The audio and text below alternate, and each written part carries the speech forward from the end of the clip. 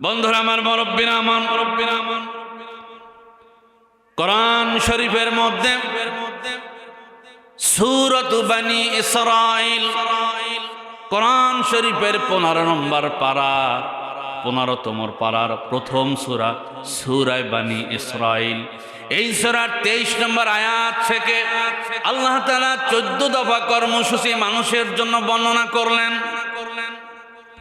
এই 14 দফা কর্মসূচির মধ্যে আল্লাহ তাআলা প্রথম দফা দিলেন নিজের জন্য, আর 13টা দফা মানুষের কল্যাণে, মুমিনের কল্যাণে, দুনিয়ার মানুষের জন্য 13টা দফা আল্লাহ তাআলা দান করে দিলেন। সুবহানাল্লাহ, সুবহানাল্লাহ। বন্ধুরা আমার, মুরব্বিরা আমার, এই 14 দফার প্রথম দফা হলো আল্লাহ রাব্বুল আলামিন বলেন, ওয়াকাদা রাব্বুকা আল্লা তা'বুদু ইল্লা ইয়্যা। কথা কি বুঝতেছেন আপনারা? এক নম্বর দফা হলো তোমার রবের পক্ষ থেকে চূড়ান্ত সিদ্ধান্ত হয়েছে, তোমার রবের পক্ষ থেকে চূড়ান্ত সিদ্ধান্ত হয়েছে, গোলামি হবে, দাসত্ব হবে, আনুগত্য হবে একমাত্র কার? জোরে বলেন। আনুগত্য হবে আল্লাহর, ইবাদত হবে আল্লাহর। এটাই হলো প্রথম দফা। হে দুনিয়ার মানুষেরা, হে দুনিয়ার মুমিনেরা, শোনো, কোরআন শরীফের মধ্যে আল্লাহ তাআলা অসংখ্য জায়গায় তার আনুগত্যের কথা বলেছেন, ইবাদতের কথা বলেছেন, দাসত্বের কথা বলেছেন। আল্লাহ রাব্বুল আলামিন বলেন, ইয়া আইয়ুহান নাসু উবুদু রাব্বাকুমুল্লাযী খালাকাকুম ওয়াল্লাযীনা মিন ক্বাবলিকুম লাআল্লাকুম তাত্তাকুন। সুবহানাল্লাহ বলেন। আল্লাহ তাআলা বলেন, হে দুনিয়ার মানব সম্প্রদায়, তোমরা তোমার রবের গোলামি করো, দাসত্ব করো, ইবাদত করো, যিনি তোমাদেরকে সৃষ্টি করেছেন, আর তোমাদের পূর্বে যারা দুনিয়াতে এসেছিলেন তাদেরকে যিনি সৃষ্টি করেছেন সেই রবের গোলামি করো, ইবাদত করো, দাসত্ব করো। সুবহানাল্লাহ। আমাদেরকে কে সৃষ্টি করেছেন? জোরে বলেন। আমাদের স্রষ্টাকে কোনো সন্দেহ আছে? আল্লাহ বলেন, সৃষ্টি যার, ইবাদত করবা তার, গোলামি করবা তার, দাসত্ব করবা তার। কোরআন শরীফের এক আয়াত আল্লাহ তাআলা বলেন, ওয়ামা খালাকাতুল জিন্না ওয়াল ইনসা ইল্লা লিয়াবুদুন। আমি মানুষ এবং জিনকে শুধুমাত্র, কেবলমাত্র, একমাত্র আমার ইবাদতের জন্য সৃষ্টি করেছি। সুবহানাল্লাহ বলেন। সুবহানাল্লাহ। গোলামি হবে কার? জোরে বলেন। দাসত্ব হবে কার? ইবাদত হবে কার? আল্লাহ বলেন, মানুষ এবং জিনকে আমার ইবাদতের জন্য সৃষ্টি করেছি, আমার গোলামি করতে হবে। আমার দাসত্ব ছাড়া, আমার ইবাদত ছাড়া আর কারো ইবাদত করা যাবে না। আজ দুনিয়াতে অসংখ্য মুসলমান আছে আল্লাহর ইবাদত বাদ দিয়া দুনিয়ার মানুষের ইবাদতে ব্যস্ত আছে। ঠিক না বেঠিক? কেউ নেতার পাগল, কেউ নেত্রীর পাগল, কেউ খাজার পাগল, বাবার পাগল, দরবার পাগল, দরবার পাগল, কিন্তু রবের পাগল খুব কমই আছে। ঠিক না বেঠিক? দুনিয়াতে রবের পাগল খুব কম আছে। রাগ করলেন নাকি? আল্লাহ তাআলা এই দুনিয়ার মধ্যে অসংখ্য পয়গম্বর পাঠালেন, লক্ষাধিক পয়গম্বর আল্লাহ তাআলা পাঠিয়েছেন। আদম আলাইহিস সালাম থেকে শুরু করে মুহাম্মদুর রাসূলুল্লাহ সাল্লাল্লাহু আলাইহি ওয়াসাল্লাম পর্যন্ত যত পয়গম্বর পাঠিয়েছেন সমস্ত পয়গম্বরের দাওয়াত ছিল একটা। কয়টা? জোরে বলেন। আল্লাহ রাব্বুল আলামিন বলেন, ওয়ালাকাদ বা'আথনা ফি কুল্লি উম্মাতির রাসূলান আন ইবুদুল্লাহা ওয়াজতানিবুত তাগুত। আমি প্রত্যেক জাতির জন্য নবী পাঠালাম, পয়গম্বর পাঠালাম। তারা মানুষকে এই কথা বলে দাওয়াত দিয়েছে, এক আল্লাহর আনুগত্য করবা, এক এক আল্লাহর দাসত্ব করবা, এক আল্লাহর গোলামি করবা, এক আল্লাহকে সেজদা দিবা, আর কাউকে সেজদা দিবা না।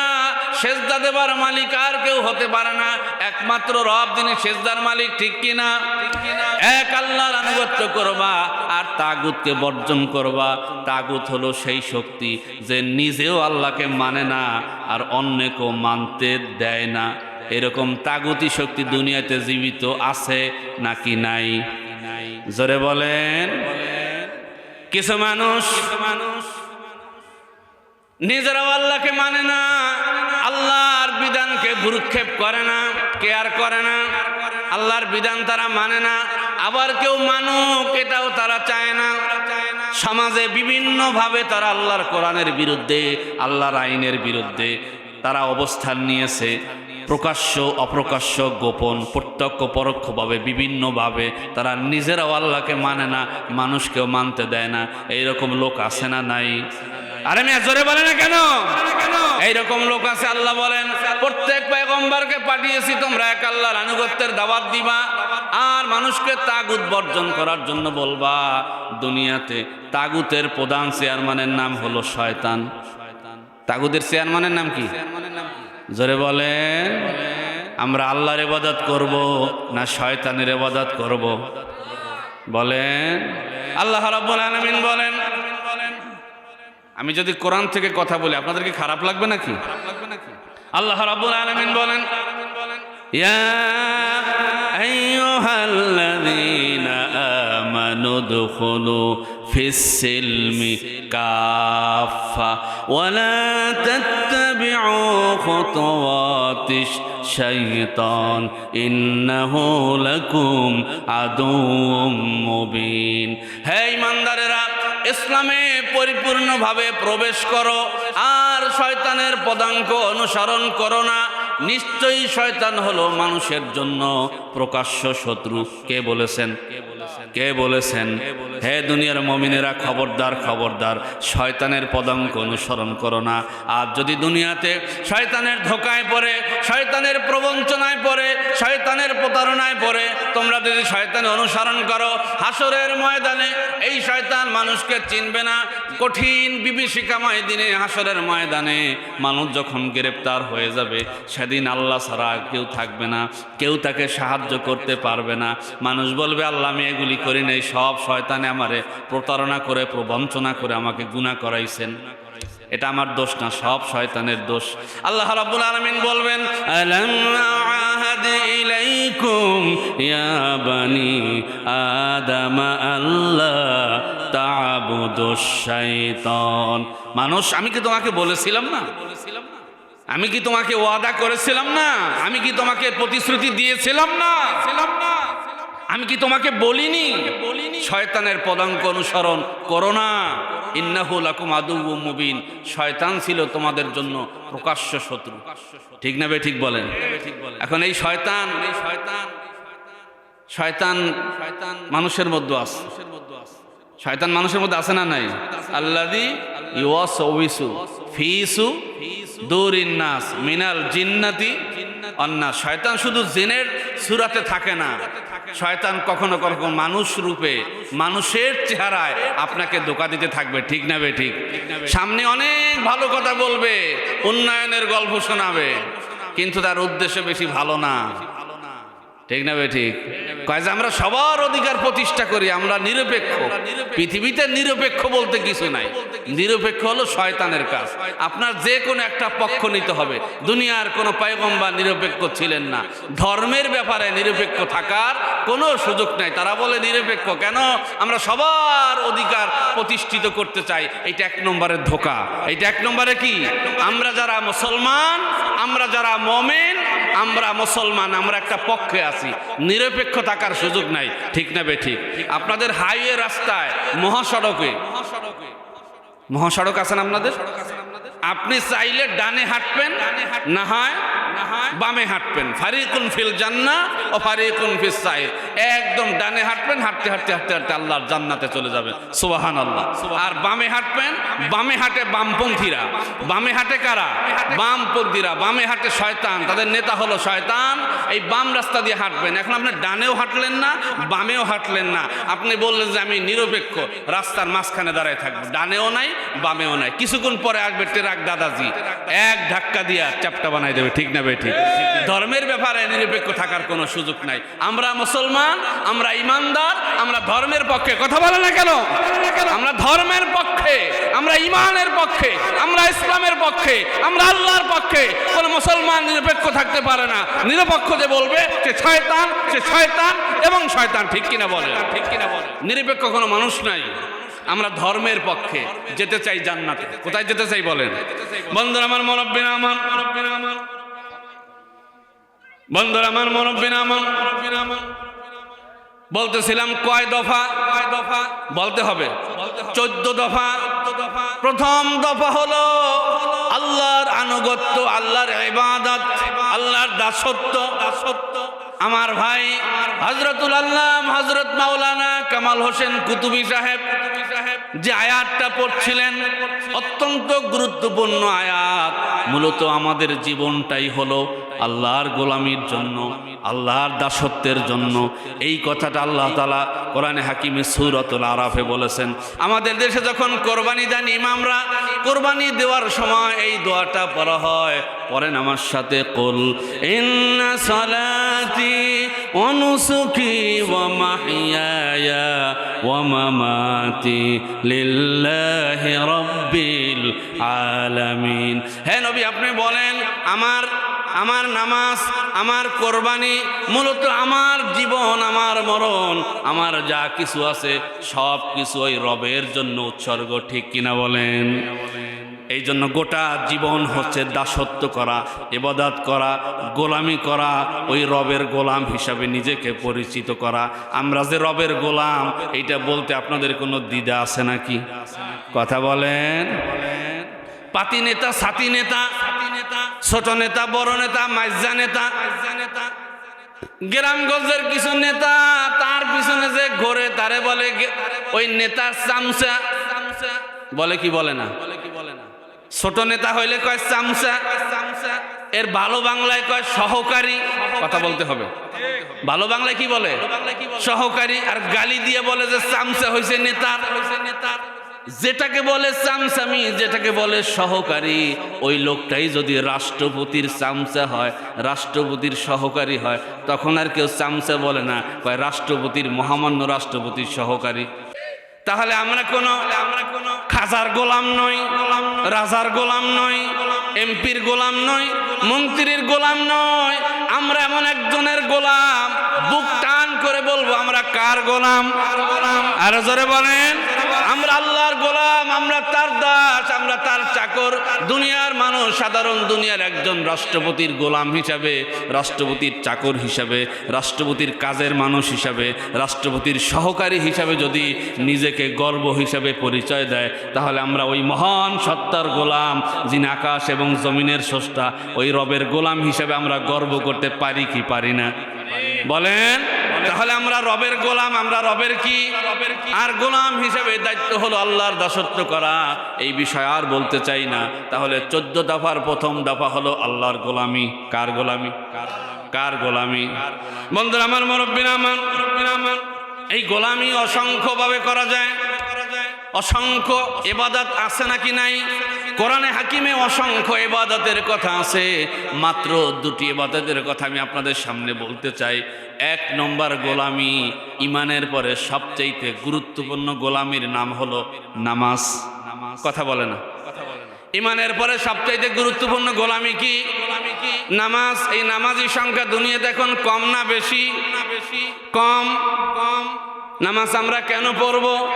আল্লাহর হাবিব বলেন, আরাআইতুম লাও আন্না নাহরান বিবাবি আহাদিকুম, হে দুনিয়ার মানুষেরা, তোমাদের কারো দরজার সামনে যদি নদী থাকে, ইয়াগতাসিলু ফীহি কুল্লা ইয়াউমিন খামসা মাররাত, আর তোমাদের কেউ যদি ওই নদীতে 5 বার গোসল করে, কয়বার? কথা বলতে হবে। 5 বার গোসল করে, হালিয়া বকা মিন দারনিহি শাই, বলো তো দেখি তার শরীরে কোনো ময়লা থাকতে পারে কিনা। একবার করলেই তো থাকে না, ঠিক না বেঠিক? লাক্স সাবান, স্যান্ডেলিনা, লাইফ বয় আছে না নাই? শ্যাম্পুর নাম হলো অল ক্লিয়ার। শ্যাম্পুর নাম কি? All clear. তো একজনে বলছিল অল ক্লিয়ার মানে এটা চুলে দিলে চুল উঠে যায়, মানে ওই চুলের মধ্যে ময়লাও যাবে চুলও যাবে, মানে অল ক্লিয়ার, পুরাটাই ক্লিয়ার, ঠিক না বেঠিক বলে? All clear shampoo. তো ময়লা থাকতে পারে না, ময়লা থাকতে পারে না। আল্লাহর হাবিব বলেন, হে উম্মত, 5 ওয়াক্ত নামাজ যদি পড়ো তাহলে কেমন জানি এক নদীতে 5 বার গোসল করলা, কোনো ময়লা থাকতে পারে কিনা? ক্বালু লা ইয়াবকা মিন দারনিহি শাই। সাহাবায়ে কেরাম বললেন, ইয়া রাসূলুল্লাহ, কোনো ময়লা থাকতে পারে না। আল্লাহর হাবিব বললেন, ক্বালা ফাযালিকা মাসালুস সালাওয়াতিল খামস ইয়ামহুল্লাহু বিহিন্নাল খাতায়া। ও উম্মত শোনো, আমার কোন উম্মত যদি 5 ওয়াক্ত নামাজ পড়ে, এক ব্যক্তি এক নদীতে 5 বার গোসল করলে যেমন তার শরীরে ময়লা থাকতে পারে না, 5 ওয়াক্ত নামাজ সময় মতো পড়লে আল্লাহ ওই বান্দার জীবনের গুনাহগুলো মাফ করে দেয়। বন্ধুরা আমার, মুরব্বিনা আমার, আজ সমাজ ভালো করার চেষ্টা চলছে। সমাজ ভালো হবে না ইসলামের নীতি ছাড়া, কোরআনের বিধান ছাড়া। কথা বলে না কেন? আল্লাহ রাব্বুল আলামিন বলেন, ইন্নাস সালাতা তানহা আনিল ফাহশাই ওয়াল মুনকার।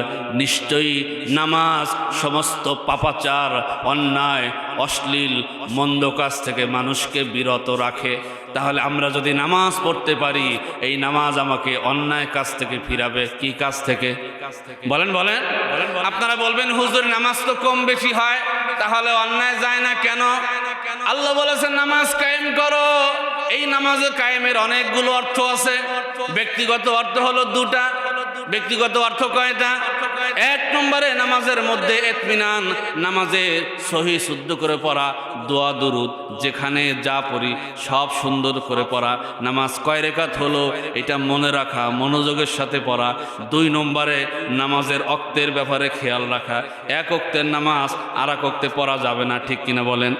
আমাদের দেশে অনেক মানুষ আছে নামাজি, তারপরও সে বেনামাজির মতো।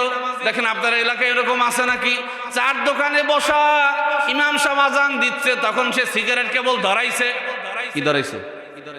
সিগারেট আসেনি আপনার এলাকায়? সিগারেট টান দিয়া ধুমা ছাইরা চায়ে থাকে, ধুমা যায় কদ্দুর।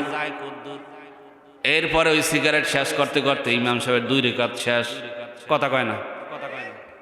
এরকম নামাজ পড়লে হবে না। জামাতের সাথে নামাজ পড়তে হবে, গুরুত্বের সাথে।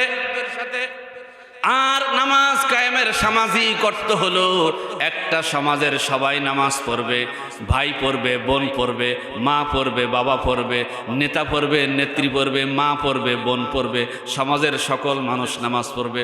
মসজিদে নামাজ হবে, মাদ্রাসায় নামাজ হবে, থানায় নামাজ হবে, খানকায় নামাজ হবে, দরগায় নামাজ হবে, কলেজে নামাজ হবে, ভার্সিটিতে নামাজ হবে, ক্যান্টনমেন্টে নামাজ হবে, সংসদ ভবনে নামাজ হবে, সেক্রেটারিয়েটে নামাজ হবে, বঙ্গভবনে নামাজ হবে, রাষ্ট্রের সবাই নামাজ পড়বে। নামাজের সময় কোনো কাজ চলবে না। বলেন তো, এইভাবে সমস্ত মানুষ যদি সময় মতো নামাজ পড়ে, তাহলে সমাজে কোনো অন্যায় থাকবে নাকি? কথা কয় না পাবলিক?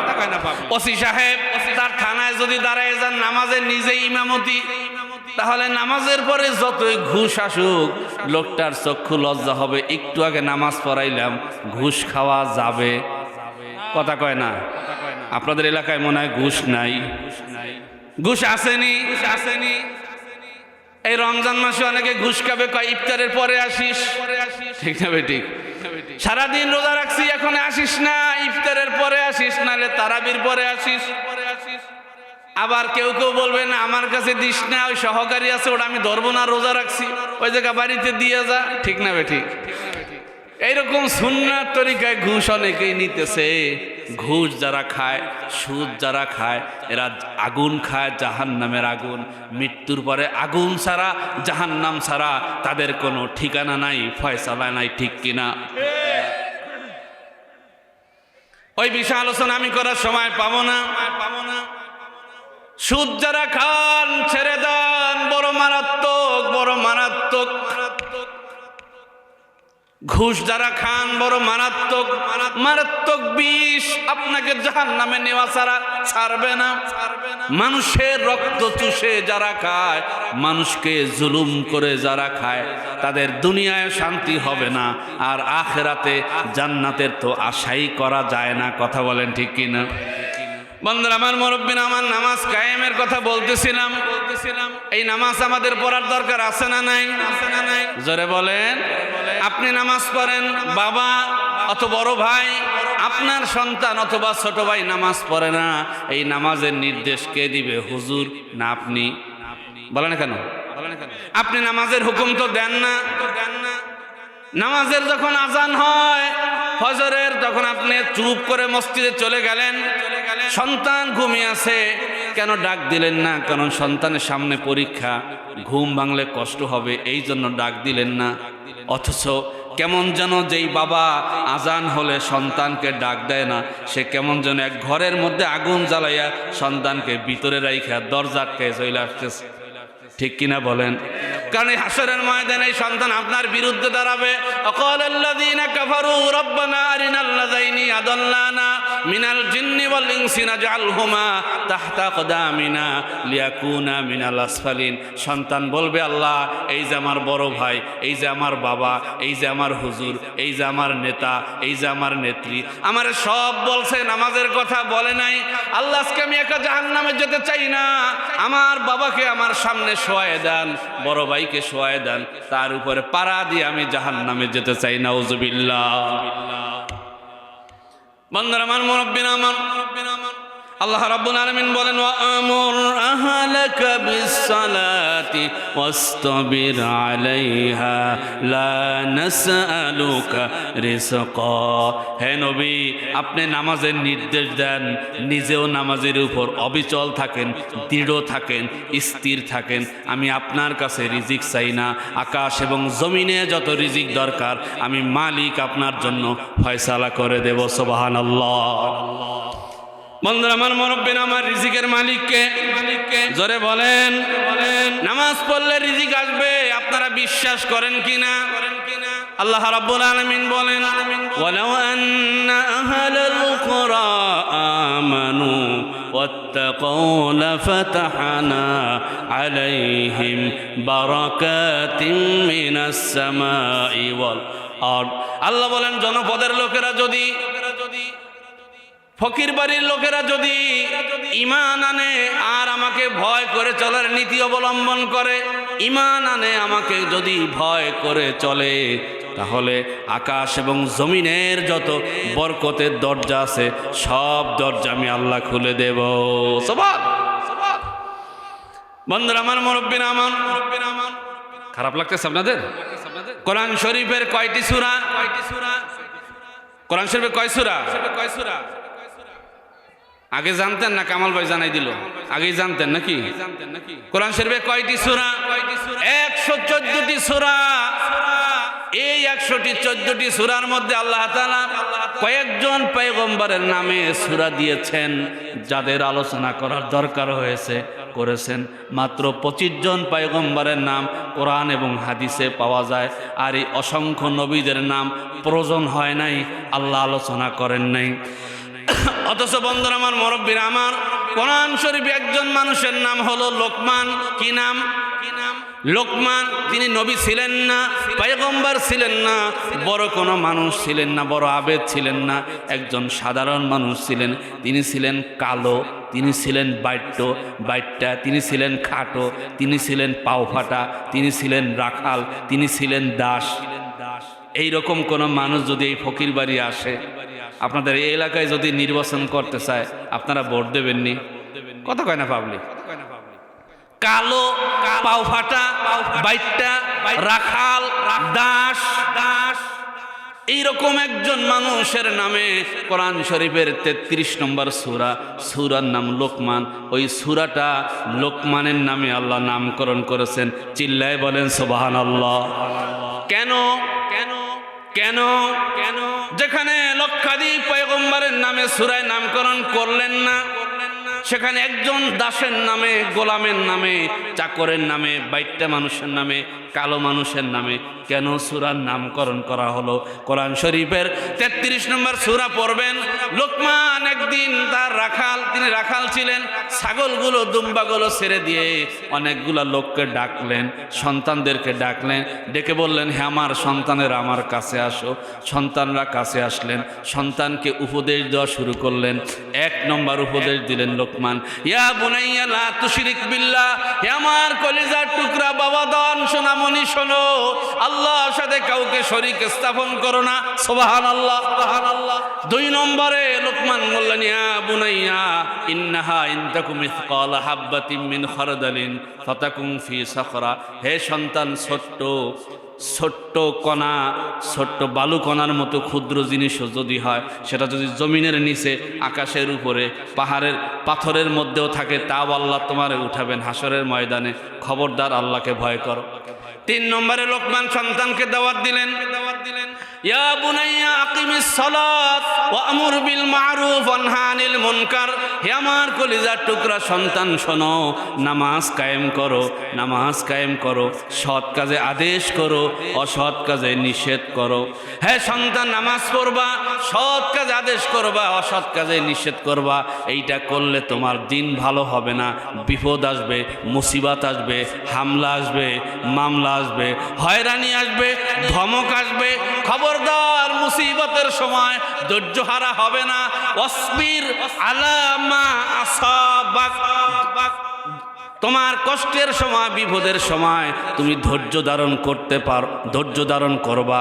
যদি ধৈর্য ধারণ করতে পারো, দুনিয়া এবং আখিরাতে তোমার জীবনকে আল্লাহ সফল করে দিবেন। সুবহানাল্লাহ। বন্ধুরা আমার, মুরব্বীরা আমার, এই জন্য নামাজ খুব গুরুত্বপূর্ণ। নামাজের উপরে আর কথা বলতে চাই না। 2 নম্বর বলছি, 2টা ইবাদতের কথা বলবো। কয়টা ইবাদত? বলেন বলেন। এই যে সামনে কয়েকদিন পরে আসতেছে মাহে রমজান, এই রমজান মাসে রোজা রাখার দরকার আছে না নাই? এটা সুন্নাত না নফল? এই কামাল ভাই বইলা না বললে মনে বলতে পারতেন না, সবার মুখ বন্ধ। কারণটা কি? রোজা রাখা সুন্নাত না নফল? এই তো জানছেন, ফরজ বিধান ইচ্ছে করে ছাড়ার সুযোগ আছে নাকি মুসলমান? আল্লাহ রাব্বুল আলামিন বলেন, ইয়া আইয়ুহাল্লাযীনা আমানু কুতিবা আলাইকুমুস সিয়াম কামা কুতিবা আলাল্লাযীনা মিন ক্বাবলিকুম লাআল্লাকুম তাত্তাকুন। হে ঈমানদারেরা, ইয়া আইয়ুহাল্লাযীনা আমানু, হে ঈমানদারেরা, কুতিবা আলাইকুমুস সিয়াম, রোজাকে তোমাদের উপরে লিখে দেওয়া হয়েছে। লেখা বোঝেন তো? আমি যে মুখে কথা বলছি, এই রেকর্ড না হলে আপনারা আমার কথা স্মরণ করতে পারবেন না। কিন্তু এই যে লেখা হয়েছে, এটা কি আর মোছা যাবে? কথা বলে না, এটা মোছা যাবে? তো আল্লাহ বলছেন রোজাকে লিখে দেওয়া হয়েছে। কুতিবা আয় ফুরিজা, কুতিবা আয় ফুরিজা, ফরজ করা হয়েছে, অর্থাৎ বাধ্যতামূলক। নামাজ যেমন ফরজ, রোজা তেমন ফরজ। ইসলামের বেনা কয়টি বলেন? বুনিয়াল ইসলামু আলা খামসিন, শাহাদাতু আল্লা ইলাহা ইল্লাল্লাহ ওয়া আন্না মুহাম্মাদার রাসূলুল্লাহ ওয়া ইকামিস সালাহ ওয়া ইতাইজ যাকাত ওয়াল হজ্জি ওয়া সাওমি রমাজান। ইসলামের বেনা, ইসলামের বেনা 5টি। ইসলামের ভিত্তি, ইসলামের স্তম্ভ। এই যে মাহফিল আপনারা বসে আছেন, অনেকগুলো খুঁটির মাধ্যমে এই সামিয়ানাটা দাঁড়িয়ে আছে বা সামিয়ানা দেওয়া হয়েছে। এই খুঁটিগুলো থাকবে না, সামিয়ানাও থাকবে না। ইসলামের অসংখ্য অজস্র কাজ আছে। মৌলিক কাজ 5টা। মৌলিক কাজ কয়টা? 5টা। কালেমা, নামাজ, রোজা, হজ, যাকাত। এই 5টি জিনিসের উপরে মৌলিকভাবে ইসলাম দাঁড়িয়ে আছে। এগুলিও থাকবে না, ইসলামও থাকবে না। কাজে ইসলামের মৌলিক ইবাদতের মধ্যে একটি হচ্ছে রোজা। একটি কি বলেন? রোজা। এই রোজা ছাড়ার কোনো সুযোগ নাই। অনেকে রমজান মাসের কথা শুই নাই, সবে বরাত থেকে গ্যাস্ট্রিক শুরু করে দিয়েছে, যে গ্যাস্ট্রিক তুই আয় আয় আয়। ঠিক না বে? ঠিক। কয় যে আমার গ্যাস্ট্রিক হয়েছে, কিচ্ছু হয় নাই। এরকম লোক মানে আপনাদের এলাকায় নাই? রোজা আসলেই কয় একদম গ্যাস্ট্রিকের চাপ আমার। কিছু লোকের আছে গ্যাস্ট্রিক, একজন নাই তা আমি বলবো না, কিন্তু অনেক আছে ভনিতা করে, অভিনয় করে, রোজাকে ছাড়ার জন্য অভিনয় করে। সারাদিন রাস্তাঘাটে খায়, সন্ধ্যার সময় বলদের মতো যাইয়া খেসরি নিয়ে বসে। আছে না নাই? বলেন তো, বলেন তো। এই হাদিসটা আমি সামনে বলবো। সারাদিন রোজা রাইখা না খাওয়া অবস্থায় খেচুড়ি, আপনাদের এলাকায় খেচুড়ি দেয় নাকি ভাই? খেচুড়ি দেয়। যাই হোক, ইফতারি নিয়ে বসার আনন্দ আর সারাদিন খাইয়া ওই ইফতারি সামনে নিয়ে বসার মধ্যে আনন্দ আছে, চোর চোর ভাব আছে, ঠিক না ভাই? ঠিক। আমারে কে জানি দোকানে দেখছে ঢুকতে, আমি এখন খেচুড়ি খাইতে বসছি, ঠিক না ভাই? ঠিক বলেন। এই জন্য দেখেন সামনে হাদিস আসতেছে, রোজা গুরুত্বপূর্ণ ইবাদত, ফরজ। আল্লাহর হাবিব বলেন, কুল্লু আমাল ইবনি আদম লাহু ইল্লা সাওম ফাইন্নাহু লি ওয়া আনা আজজি বিহি। আল্লাহর হাবিব বলেন, আল্লাহ তাআলা বলেছেন হাদিসে কুদসি, বান্দার সমস্ত ইবাদত তার নিজের জন্য, কিন্তু রোজা আমার জন্য, কারণ রোজা বান্দা রাখে আমার জন্য, আর এর প্রতিদান আমি আল্লাহ নিজেই দান করব। সুবহানাল্লাহ। সুবহানাল্লাহ তো বললেন, কিন্তু বোঝেন নাই। আমরা সমস্ত ইবাদত করি কার জন্য? আল্লাহর জন্য। সমস্ত ইবাদত আমরা করি, সেই ইবাদতের মধ্যে রিয়া থাকলেও থাকতে পারে, লৌকিকতা প্রদর্শন মানুষকে দেখানো থাকলেও থাকতে পারে। শুধুমাত্র রোজা এইটা মানুষকে দেখানোর জন্য করে না, না খাইয়া সারাদিন মানুষের জন্য কেউ এইটা করে না। এটা এতটা রিয়া মুক্ত, এতটা শিরিক মুক্ত, এতটা লৌকিকতা মুক্ত, এই জন্য আল্লাহ তাআলা এই ইবাদতকে তার নিজের ইবাদত হিসেবে গণ্য করেছেন। সুবহানাল্লাহ বলেন। আল্লামা সাইদি রহিমাহুল্লাহু তাআলা এই বঙ্গে শুয়ে আছেন, আল্লাহ তার কবরটাকে জান্নাতুল ফেরদাউস বানায় দেন বলে আমিন। তিনি একটা কথা বলতেন, মানুষ যদি খাইতে চায় তাহলে তো বাথরুমে যেও খাইতে পারে, কথা কয় না। কেউ যখন দেখেই যাবে, আর রোজা তোমার রাখতেই হবে, বাথরুমে যেয়ে খাওয়া শুরু করে দিল, ঘর আটকাইয়া খাইয়া তারপরে দরজা খুললো, হইতে পারে কি পারে না? কিন্তু মানুষ খায় না। মানুষ কি করে না? খায় না, রবের ভয়ে, রবকে খুশি করার জন্য সকাল থেকে সন্ধ্যা পর্যন্ত না খাইয়ে থাকে। এটা লৌকিকতা নয়, এটা প্রদর্শন নয়, এটা মানুষ দেখানো ইবাদত নয়, এটা কেবলমাত্র রেজায়ে মাওলা, রেজায়ে মাওলা। কথা ঠিক কিনা বলেন? এই জন্য রোজাকে আল্লাহ তাআলা তার নিজের ইবাদত বলে আল্লাহ বলেছেন, এক হাদিসে বলেছেন যে আস-সাওমুলি ওয়া আনা আজজি বিহি, রোজা আমার জন্য আর এর প্রতিদান আমি আল্লাহ দেব। অন্য হাদিসে বলেছেন আস-সাওমুলি জাবিহি, রোজা আমার জন্য, এর কোনো প্রতিদান নাই। যে রোজা রাখবে, যার রোজা কবুল হবে, আমি মালিক আল্লাহ তার হয়ে যাব। সুবহান। বন্ধুরা আমার, মুরব্বিন আমার, আল্লাহর হাবিব বলেন লিস-সাইমি ফারহাতানে, রোজাদারের জন্য দুটি আনন্দের সময়। কয়টা আনন্দ? ওই যে পূর্বের কথা, ফারহাতুন ইনদা ফিত্রিহি, সারাদিন রোজা রাখার পরে সামনে যখন ইফতারি আসে, খেচুড়ি আছে, তারপরে মুড়ি আছে, চানাচুর আছে, খেজুর আছে, এরপরে ছোলা আছে, শরবত আছে, অসংখ্য সামনে ইফতারি। একটু পরে আজান হবে, আমি ইফতারি করব, আরে আমার ক্ষুধা নিবারণ হবে, আমার পিপাসর্ত এই কণ্ঠটা আটকায় আছে, পিপাসা লেগেছে, একটু পরেই পানি খেতে পারবো। আনন্দ আছে নাকি নাই বলেন? আর ওই যে সারাদিন খাইছে চোর চোর ভাব, এদিকে তাকায় দেখি কাকা আমার দেখছেনি, ঠিক না ভাই? ঠিক। তো রোজাদারের ইফতারের সময় খুশি, আর একটু পরে আমি খেতে পারবো। আর একটা খুশি হলো ফারহাতুন ইনদা লিকা রাব্বিহি, আর একটা খুশি শুনলেই সুবহানাল্লাহ বলবেন। আর একটা খুশি হলো রোজা যারা রাখবে, হাসরের ময়দানে তাদের সাথে মালিকের দিদার নসিব হয়ে যাবে। মালিকের দিদার আপনারা চান কি চান না? আল্লাহ তুমি এই ফকির বাড়ির মাহফিলে সবাইকে তোমার সাক্ষাৎ জিয়ারত নসিব করো, বলি আমিন। আর জোরে বলেন আমিন। আল্লাহর হাবিব বলেন রোজাদারের দুটি আনন্দ, একটা হলো ইফতারের সময়, আর একটা হলো রবের সাক্ষাতের সময়। রবের সাক্ষাতের সময় বন্ধুরা আমার, মুরব্বী আমার, আমরা জানি জান্নাত 8টা, মূলত জান্নাত হলো একটা, এর অসংখ্য দরজা আছে, অসংখ্য শাখা আছে, প্রশাখা আছে, স্তর আছে, তালা আছে। তারপরও যাই হোক, আপনারা 8টা জান্নাত জানেন। এই জান্নাতের একটা গেটের নাম হলো রাইয়ান। গেটের নাম কি?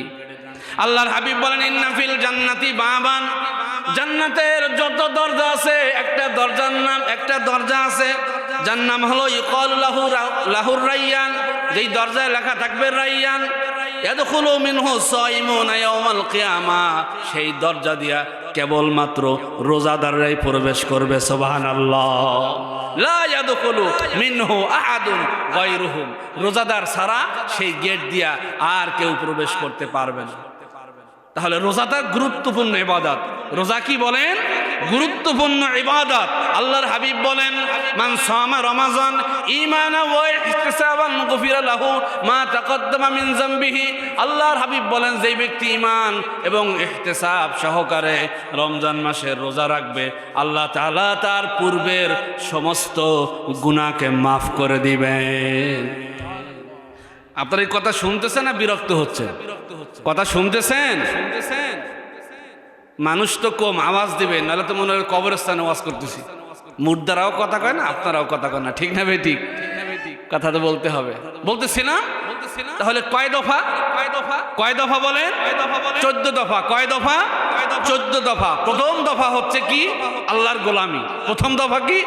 আল্লাহর গোলামি। 2 নম্বর দফা আল্লাহ রাব্বুল আলামিন বলেন, ওয়াবিল ওয়ালিদাইনি ইহসানা।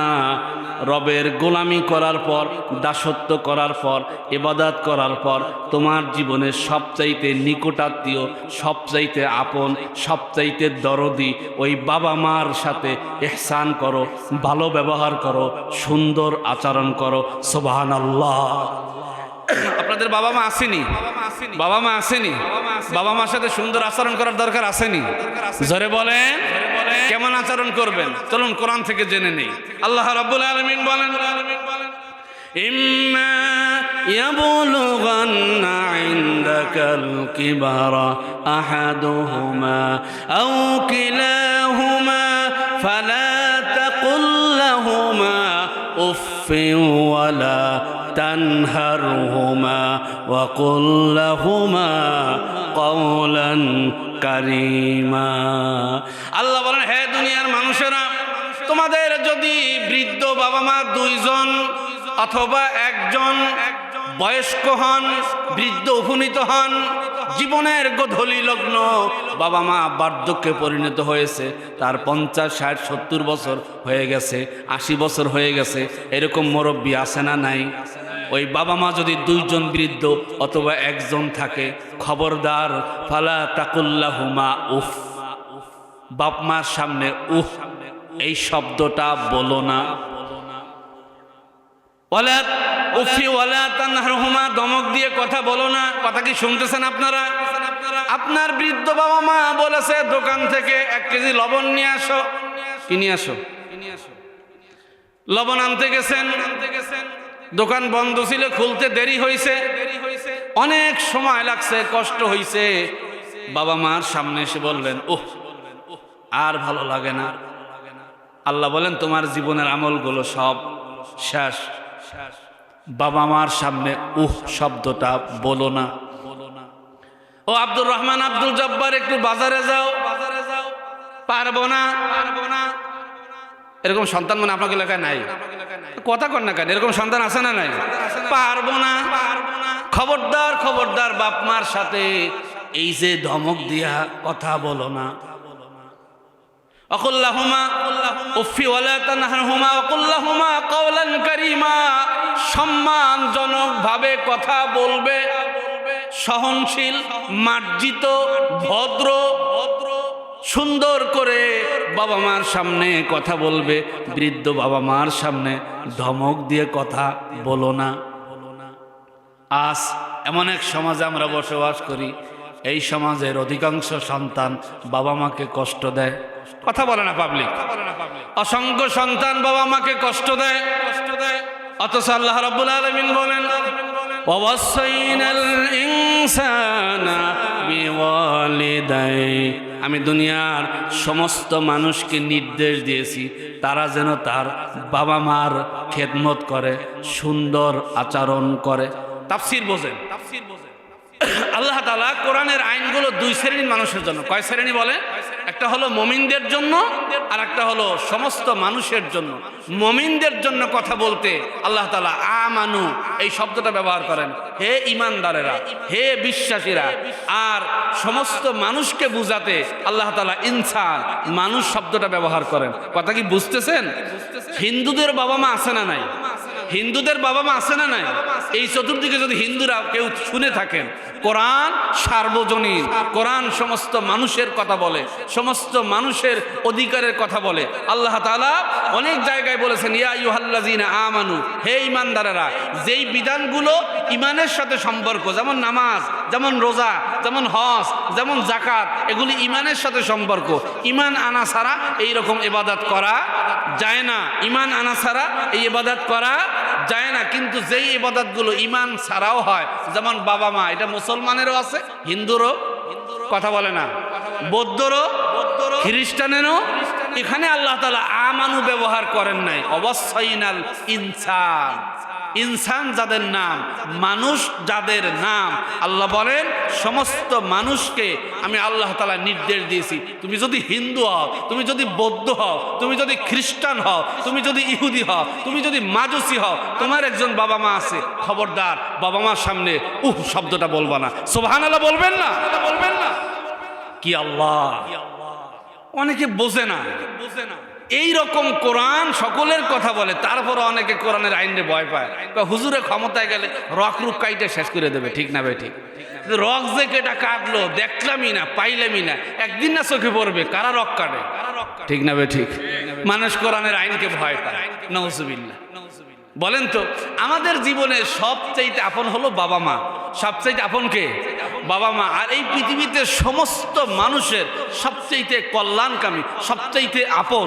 আমরা কোন পথে গেলে, কোথায় গেলে, কি করলে, কি বললে কল্যাণ হবে, এইটা সবচাইতে ভালো কে বোঝে? জোরে বলেন। তাহলে আল্লাহ বুঝি এমন বিধান দিবেন যেই বিধান আমাদের ক্ষতি হয়, এরকম বিধান দিবেন? আমরা কেন বুঝি না? আমরা মুসলমান, আমরা ইমানদার, আমরা নামাজ পড়ি, বৃষ্টি যখন হয় তখন আমাদের জমিতে পড়ে, আর হিন্দুরা তাকাই তাকাই দেখে। ঠিক আছে না? ঠিক কই লোকে? ঠিক আছে। আমাদের জমিতেও বৃষ্টি হয়, হিন্দুদের জমিতেও। আমরা যখন ডাবের পানি খাই তখন খুব মিষ্টি লাগে, হিন্দুরা খাওয়ার সাথে সাথে তিতায় মুখ একদম শেষ হয়ে যায়। এরকম হয় নাকি?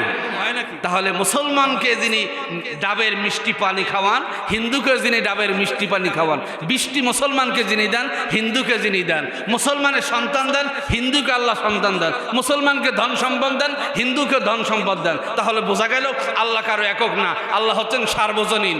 সমস্ত মানুষের কল্যাণ কিসে হবে এটা আল্লাহর চাইতে আর কেউ ভালো বোঝে না। দুনিয়ার মানুষকে শান্তি দেওয়ার জন্য চেষ্টা কম করে নাই, কিন্তু এই পৃথিবীতে মুসলমান, এই যে মাইকটা চলে, এটা তো আমার কথায় চলবে না। আমি মনে করলাম যে এই ছোট্ট মাইকে আমি কথা বলবো না, ওই বড়টা এই জায়গায় আনেন, এইটা ওই জায়গায় নেন, তাহলে আমি রাজি আছি। মাইক চলবে, কথা হবে, এটা আমার কথা চলবে না। ডিরেকশন দেবে ওই মাউতালা, মাইকালা, সেটালা, অথবা যে বানাইছে সে বলছে যে মাউস ছোট হবে, মাইক কি হবে? বোঝেন নাই মনে হয়? জমিন কার? জমিন কার? আপনাকে বাঘ আছে কতটুকু? জমি আপনাকে বাঘ আছে কতটুকু? আরে বাঘ আপনাদের নাই, আমারও নাই। জমিন কওলা করার জন্য, কিছুদিন খাওয়ার জন্য, কিছুদিন থাকার জন্য বারাটিয়া আল্লাহ রাখছে। যখন মনে চাবে ঘাট ধাক্কা দিয়ে বের করে দেবে, ঠিক না বেঠিক? উনি তো এমনই দেন, তাই তো দেখলাম। উনি এমনই দেন, জমিনে থাকতে দেন।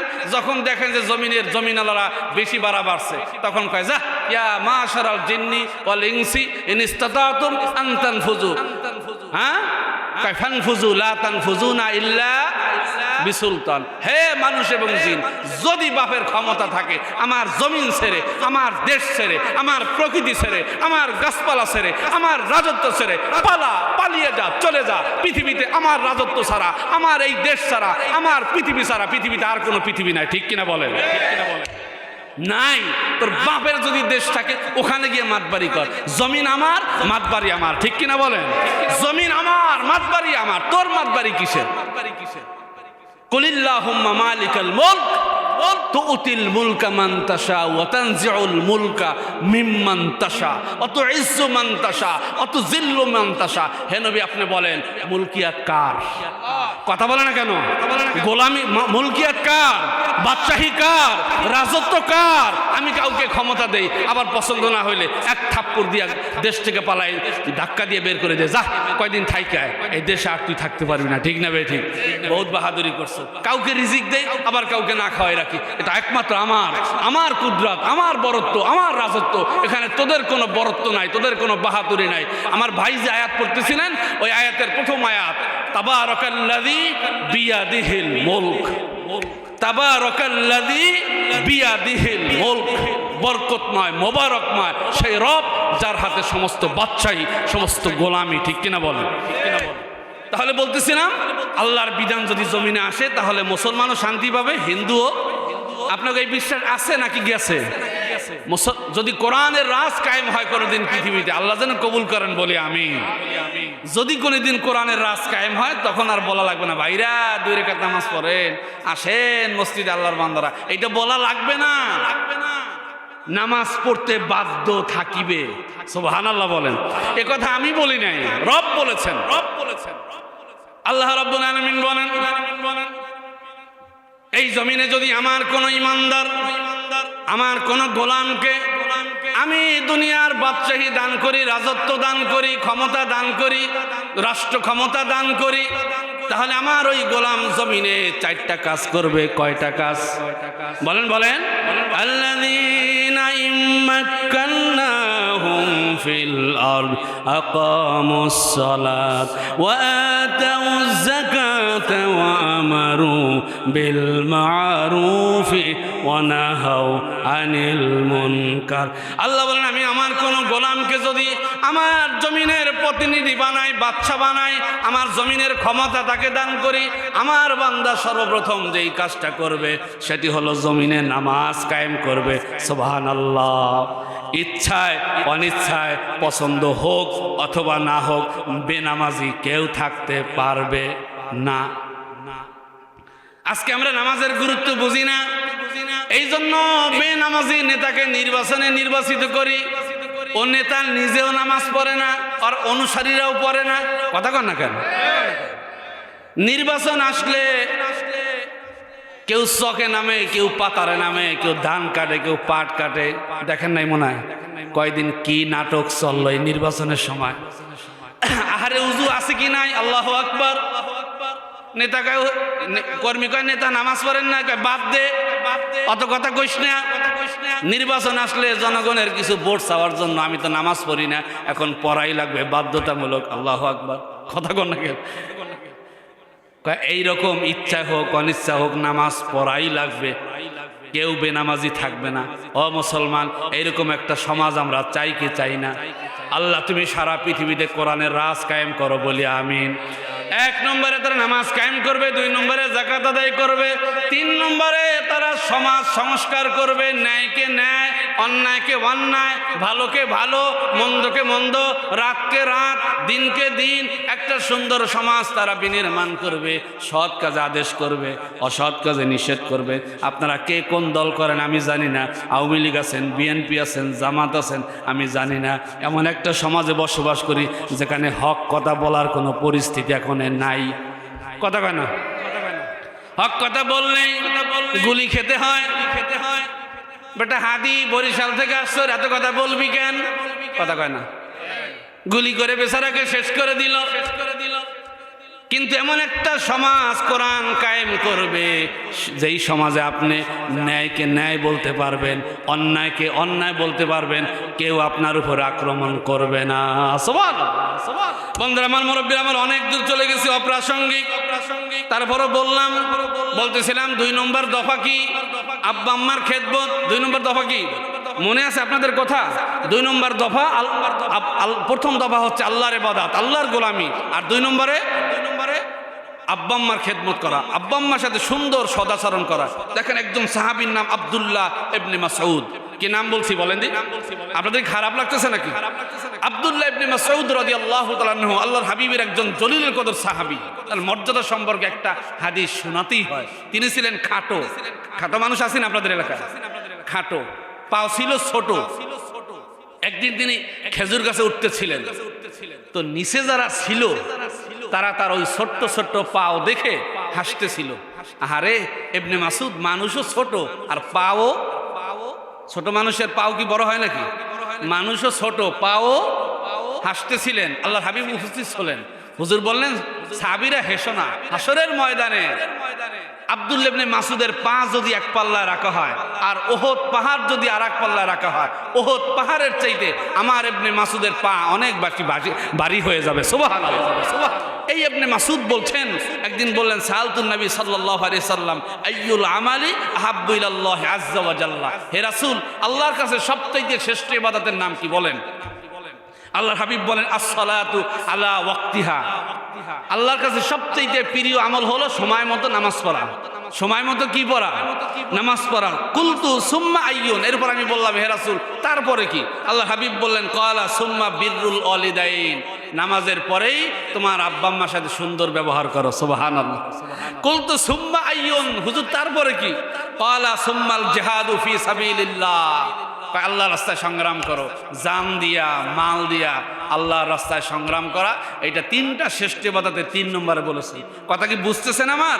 কোরআনে হাকিমে 2 জায়গায় আল্লাহ ব্যবসার কথা বলেছেন, কারণ তিনি জানেন বরিশালবাসী, ওই গৌর নদীবাসী, ফকির বাড়ির মানুষ খুব ব্যবসা ভালো বোঝে।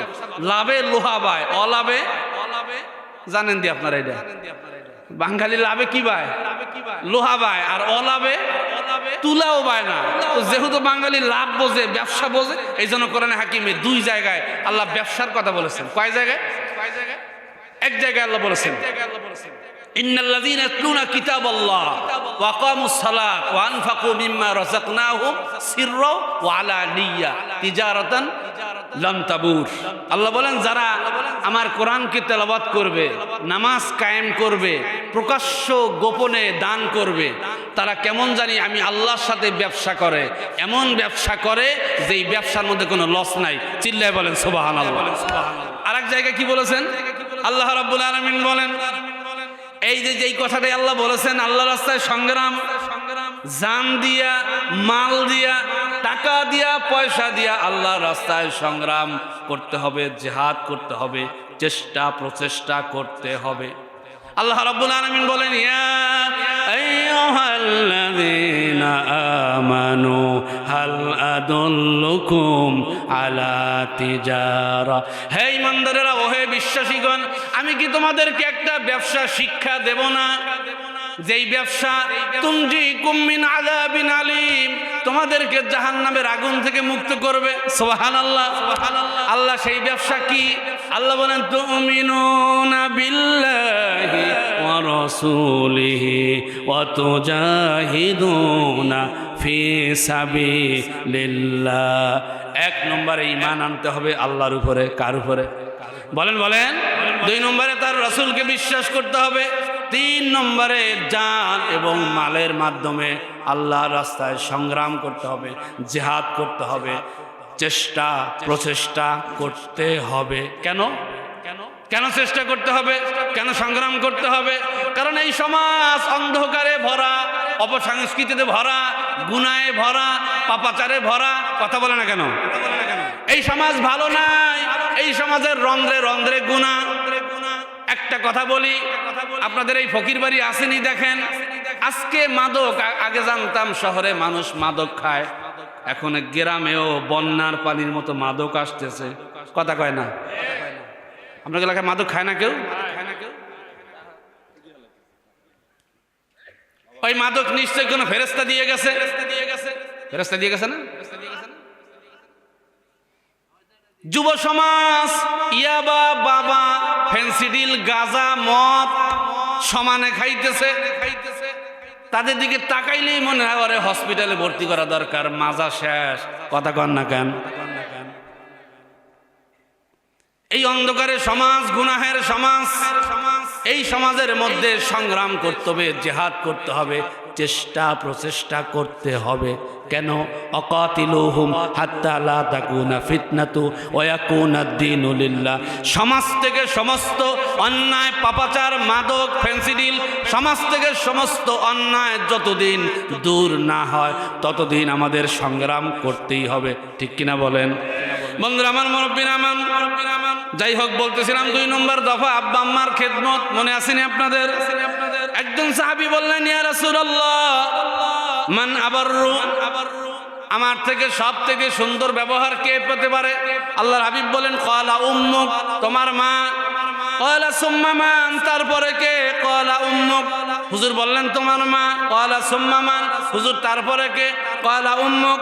হুজুর বললেন, তোমার মা। ক্বালা সুম্মা মান ইয়া রাসূলুল্লাহ, তারপরে কে? ক্বালা আবাকা, তারপরে তোমার পিতা। তাহলে পুরুষের চাইতে, পিতার চাইতে মায়ের কথা কয়বার বললেন? বলেন বলেন বলেন বলেন। কেন কেন কেন মায়ের কথা তিনবার বললেন? এরও তিনটা কারণ। কয়টা কারণ? বাপ যদিও কামাই করেন, উপার্জন করেন, কষ্ট করেন, কিন্তু মায়ের কষ্ট সন্তানের জন্য কম না বেশি? বলেন বলেন। এক নম্বরে গর্ভে ধারণের যন্ত্রণা, এটা পুরুষে জানে না। আল্লাহ রাব্বুল আলামিন বলেন, সুম্মা জাআলনাহু নুতফাতান ফি করারিম মাকিন। বাবা মার সম্পর্ক হলো স্বামী স্ত্রী এক বিছানায় ঘুমালো। পুরুষের শুক্রকীট মায়ের সুরক্ষিত জায়গা আমি আল্লাহ রেখে দিলাম। সুম্মা খলাকনান নুতফাতা আলাকাতান ফাখলাকনাল আলাকাতা মুদগাতান ফাখলাকনাল মুদগাতা ইযামান ফাকাসাউনাল ইযামা লাহমা। আল্লাহ বলেন, ওই নাপাক রক্তকে, নাপাক শুক্রকীটকে নাপাক রক্ত পরিণত করলাম, ওই রক্তপিণ্ডকে গোশতপিণ্ডে পরিণত করলাম, রক্তপিণ্ডকে আমি হাড্ডি বানালাম, ওই হাড্ডির উপরে মাংস দিয়া, গোশত দিয়া, সুম্মা আনশানাহু খালকান আখার, তোমার মতো একজন মানুষ বানালাম। সুবহানাল্লাহ সুবহানাল্লাহ। ও বন্ধুরা আমার, একটা জীবন্ত মানুষ অনেক বেশি খাইছে, রাতের বেলায় নামাজে যায় না, কি হয়েছে? আর কইস না, বেশি খাওয়া হয়ে গেছে। এরকম হয় কি হয় না? বেশি খাইলে পুরুষ টিকতে পারে না, অথচ এই যে মানুষ, সবার সমস্ত প্রসেসিং চলতেছে মায়ের গর্ভে। কথা বোঝেননি আপনারা? কোথায় চলতেছে? মায়ের গর্ভে। একটা জীবন্ত মানুষের গর্ভে আর একটা জীবন্ত মানুষ। রাত যখন গভীর হলো, দুনিয়ার সমস্ত মানুষ ঘুমায় গেল, কেউ জাগা নাই। মা হাঁটে একবার, বসে একবার, শোয় একবার। সন্তান এই পাশে লাথি দেয়, ওই পাশে শোয়, ওই পাশে লাথি দেয়, ওই পাশে শোয়। এরকম একটা অবস্থা হয় কি হয় না? 10টা মাস পর্যন্ত মা কষ্ট করে। 10 মাস পর্যন্ত কষ্ট করার পর সন্তান দুনিয়াতে আসে। মা বেহুশ হয়ে পড়ে থাকেন। সন্তান কলিজার 32টা নারী নিংড়ানো সন্তান দুনিয়াতে ভূমিষ্ঠ হলো। মা জিহাদের ময়দানের মতো রক্তাক্ত হয়ে গেলেন। সিজার হইল, মায়ের কাটা হলো, এখন তো টের পায় না। অথচ সাধারণ ডেলিভারিতে মায়ের কলিজার 32টা নারী নিংড়ানো সন্তান দুনিয়াতে আসে। মা বেহুশ অবস্থায় পড়ে থাকেন। আল্লাহ বলেন, মা যখন বেহুশ হয়, আমি তোমার মায়ের মনের মধ্যে এই টেন্ডেন্সি, এই ফিলিং সৃষ্টি করে দেই, তুই কষ্ট পাইস না, হতাশ হইস না। 10 মাস যেই সন্তানের জন্য কষ্ট করছ, ওই সন্তান দুনিয়ায় আইছে, চোখ খোল, একটু দেখ। সুবহানাল্লাহ বলবেন না? সন্তান যখন মায়ের সামনে রাখা হয়, 10 মাস গর্ভে ধারণের যন্ত্রণা আর ডেলিভারির সব বেদনা আল্লাহ মায়ের মন থেকে মুছে ফেলে দেন। সুবহানাল্লাহ। আল্লাহ বলেন, এই বান্দা, এই বান্দি, চিন্তা করিস না। এই ফকির বাড়ির নারীরা, তালিমিয়া মাদ্রাসার নারীরা, শোনো, এই 10টা মাস তুমি সন্তানকে গর্ভে ধারণ করে কষ্ট করেছো, ডেলিভারি করেছো। এই 10 মাস রাত্রিবেলা জেগে জেগে নামাজ পড়লে আর দিনের বেলা রোজা রাখলে যেই সওয়াব হতো, আমি মালিক তোমার আমল নামায় ওই সওয়াব লিখে দেই। সুবহানাল্লাহ। বন্ধুরা আমার, মুরব্বিরা আমার, 3 নম্বরের যন্ত্রণা দুগ্ধপান। সন্তান মায়ের দুধ পান করে 2 বছর, 2.5 বছর। ইউরদিনা আওলাদাহুন্না হাওলাইনি কামিলাইনি। আল্লাহ বলেন, হে দুনিয়ার মায়েরা, সন্তানকে 2 বছর দুধ পান করাও। কয় বছর? বলে না কেন? আমরা যখন দুনিয়াতে আসছিলাম তখন খুব কথা বলতে পারতাম, ঠিক আছে না? গোশত খাইতে পারতাম, আড্ডি খাইতে পারতাম। আল্লাহ রাব্বুল আলামিন বলেন, আল্লাহু আখরাজাকুম মিন বুতুনি উম্মাহাতিকুম লা তা'লামুনা শাইআ। এমন করে বের করে নিয়ে আসলাম, তুমি কিছুই জানতে না। পায়খানার মধ্যে পড়ে থাকতে ভেবা করে কান্না ছাড়া কোনো উপায় ছিল না। আমি তোমার মায়ের দিলের মধ্যে এমন একটা মেশিন বসায় দিলাম, তুমি যখন কাঁদো বাপে কয় ধরো তোমার সন্তান কাঁদে, বলে কিনা? মা কয় তুমি তো বোঝো না আমার সন্তানের ঘুম আইছে। কথা বলে না কেন? আমার সন্তানের ক্ষুধা লাগছে। মা বোঝে, মায়ের এই মেশিন আল্লাহ ফিট করে দিয়েছেন। এই যে সন্তানের জন্য মায়ের গর্ভে ধারণ, মায়ের ডেলিভারি, মায়ের দুগ্ধপান, এই কারণে আল্লাহ তাআলা পিতার চাইতে মায়ের মর্যাদা 3 গুণ বাড়াই দিয়েছেন। চিল্লায় বলেন সুবহানাল্লাহ। বন্ধুরা আমার, মুরব্বিরা আমার,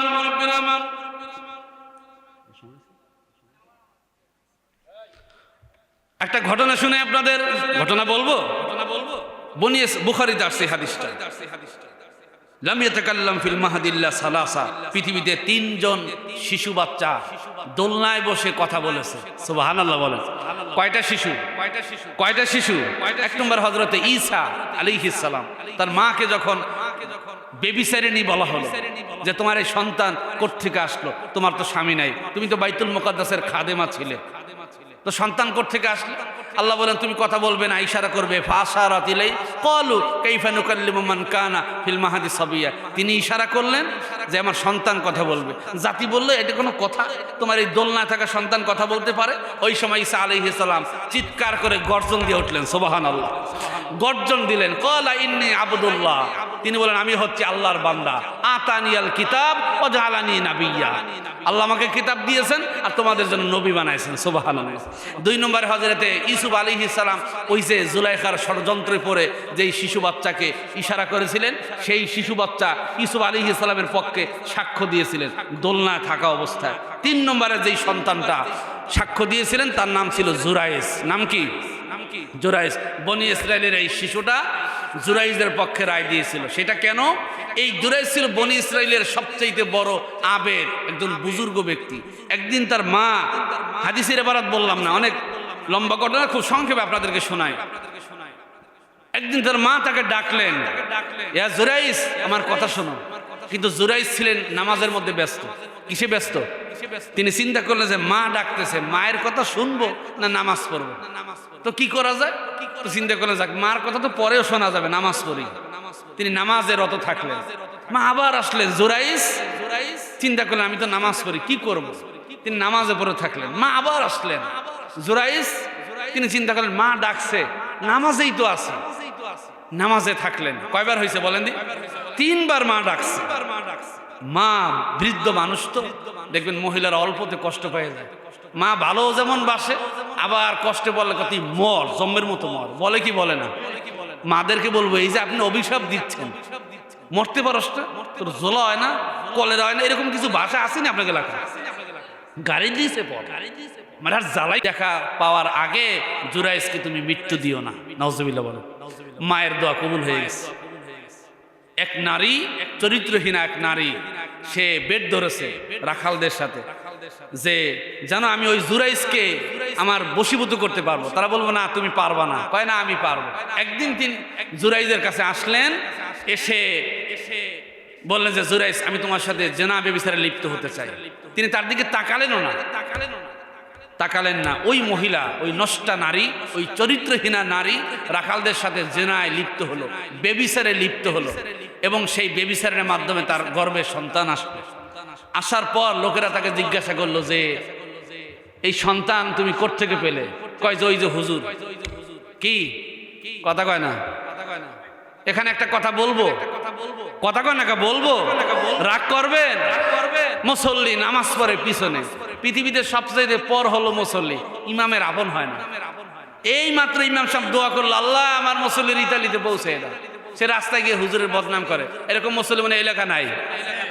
আর দেখে যে হুজুর কোন দিকে যায়, ডানে যায় না বামে যান, কোন জামা পরে, কার পাশে বসে, কি কয় না কয়, দিনভর হুজুরের দোষ খোঁজে। এরকম কিছু আল্লাহর ওলি আছে নাকি নাই? কি আজীব তামাশা। তো লোকেরা বলছে, এই মহিলা বলছে হুজুর আমার সাথে জেনা করছে। লোকেরা জুরাইসকে ধরে মেরেছে, তার ওই ইবাদত মসজিদ ভেঙে দিয়েছে। সে বলছে কি হয়েছে? কয় তুমি এই নারীর সাথে জেনা করেছো, ব্যভিচার করেছো। কয় তাই নাকি? কয় হ্যাঁ। কয় ঠিক আছে আমাকে 2 রাকাত নামাজ পড়ার সুযোগ দাও। কয় রাকাত? 2 রাকাত নামাজ পড়েছেন। তারপরে সেই নারীকে ডেকে আনা হলো। তিনি বললেন যে এদিকে এসো। ওই নারীর গর্ভে যে সন্তান, ওই সন্তান তার দিকে জুরাই যখন ইশারা করলেন যে তুমি সত্যটা বলো, এই ইশারা করার সাথে সাথে বলল যে তুমি বলো যে তোমার বাপকে আমি নাকি কে? সন্তান বলল না, আমার বাবা হলো ওই যে সিপাই সাপাই দাঁড়াই রয়েছে, গাঁজা খায়, ফেন্সিডিল খায়, ওই লোক আমার বাবা। সুবহানাল্লাহ। তুমি আমার বাবা না, আমার মা ওই লোকটার সাথে জেনা ব্যভিচারে লিপ্ত হয়েছে। লোকেরা তাকে ছেড়ে দিল, তাকে অনেক সম্মান করলো। তো বললো তোমার এমন কেন হলো? সে বললো যে আমার মাকে ডেকে আনেন, আমার মা আমার জন্য বদদোয়া করেছিল।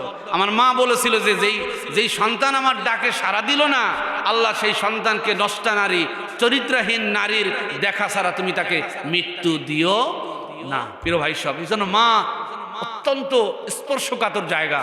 মায়ের সাথে বাবার সাথে খারাপ ব্যবহার মোটেই করা যাবে না। শেষ করে দেবো? আপনাকে রাগ করছেন আমার উপরে? অনেক কথা বলা ছিল, মাত্র 2 দফা বলছি। কয় দফা ছিল? কয় দফা? 14 দফা। আবার একদিন যদি বলার সুযোগ হয় আবার শোনাবো। আল্লাহ তাওফিক দান বলে আমিন। আলোচক চলে আসছেন, উনি কথা বলবেন, আমার জন্য দোয়া রাখবেন। আসসালামু আলাইকুম ওয়া রাহমাতুল্লাহ।